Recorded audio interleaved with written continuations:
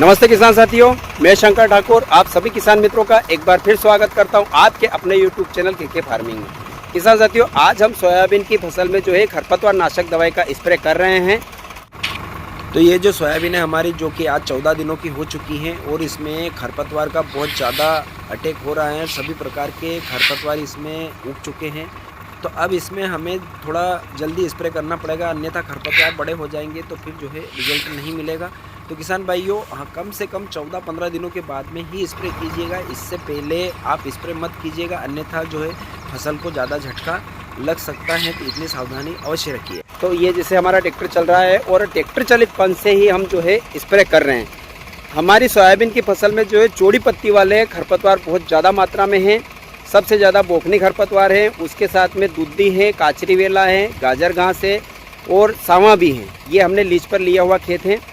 तो इसके अंदर सभी प्रकार के यूँ समझ लीजिए खरपतवार है। तो उसके लिए हम कौन सा स्प्रे कर रहे हैं, किन किन दवाइयों का जो है कॉम्बिनेशन बनाया है और उसके बाद में हम जो है स्प्रे कर रहे हैं। तो अगर जो आपके खेत में भी चौड़ी पत्ती वाले जो मैंने बताए सभी खरपतवार हैं, तो आप जो है इन दवाइयों का चयन करके स्प्रे करेंगे तो आपको बढ़िया रिजल्ट मिलेगा। मैंने दूसरी जगह भी करवाया है, पिछले साल भी किया था। तो आप वीडियो को लास्ट तक देख लीजिएगा। और अगर जो आपको जानकारी अच्छी लगी किसान मित्रों, तो वीडियो को लाइक करना ना भूलें। और अगर जो आपने अभी तक इस चैनल को सब्सक्राइब नहीं किया है, तो इसी प्रकार की सही और सटीक जानकारी आपको वीडियो के माध्यम से मिलती रहे, उसके लिए चैनल को सब्सक्राइब अवश्य कर लीजिएगा। किसान भाइयों, खरपतवार नाशक दवाई का स्प्रे करते समय कुछ विशेष करके सावधानी अवश्य रखिएगा। जैसे कि पर्याप्त मात्रा में खेत में नमी होना चाहिए। उसके बाद पानी की मात्रा हमेशा हमें खरपतवार नाशक दवाई का स्प्रे करते समय बढ़ाकर रखना चाहिए, यानी कि 1 बीघे में कम से कम हमें 70 से 80 लीटर पानी की मात्रा होनी चाहिए। उसके बाद में ज़्यादा हवा चलती हो तो भी हमें खरपतवार नाशक दवाई का स्प्रे नहीं करना चाहिए, अन्यथा जो है रिजल्ट हमें नहीं मिलता है।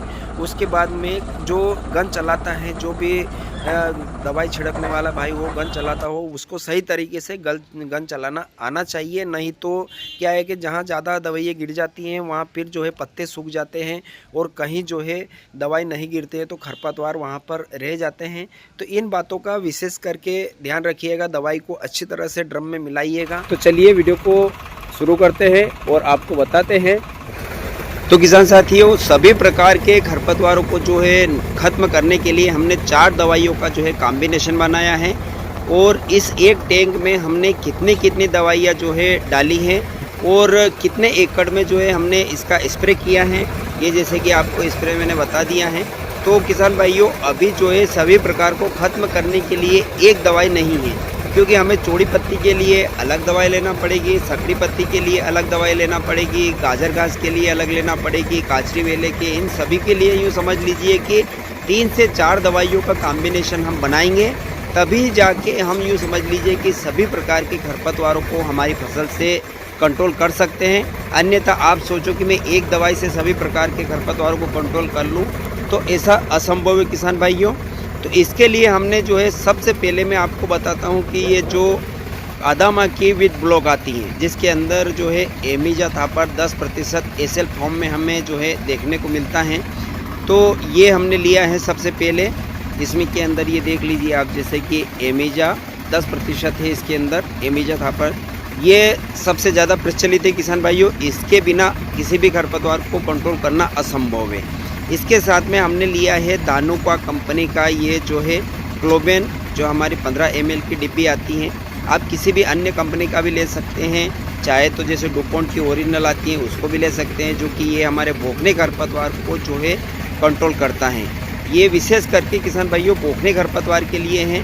और इसके बाद हमने ये लिया है फ्यूजीफ्लेक्स, जो कि सिजेंटा कंपनी का आता है।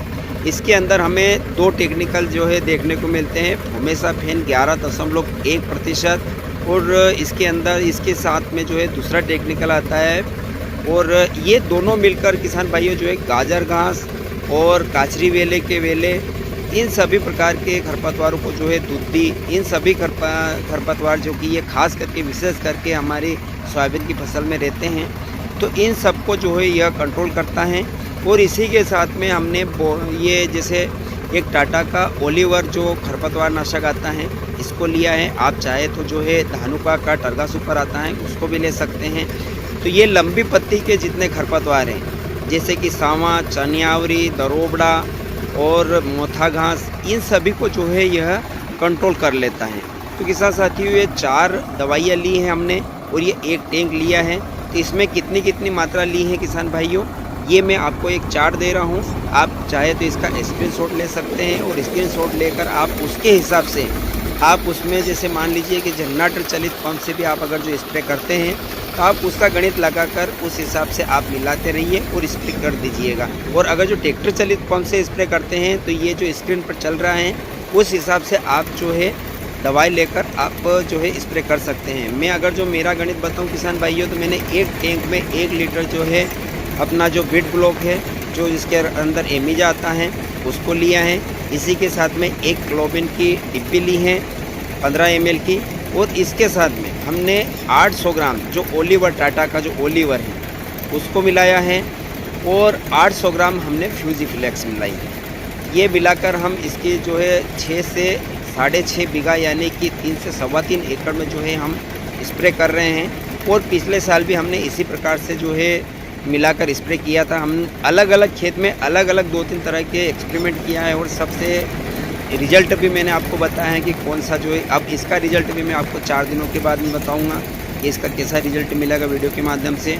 और हर खेत में हमने अलग अलग जो है टेक्निकलों का कॉम्बिनेशन बनाकर स्प्रे किया है, और सब के रिजल्ट जो है मैं आपको वीडियो के माध्यम से बताऊंगा। तो किसान साथियों, आप इस हिसाब से मिलाकर स्प्रे कर सकते हैं।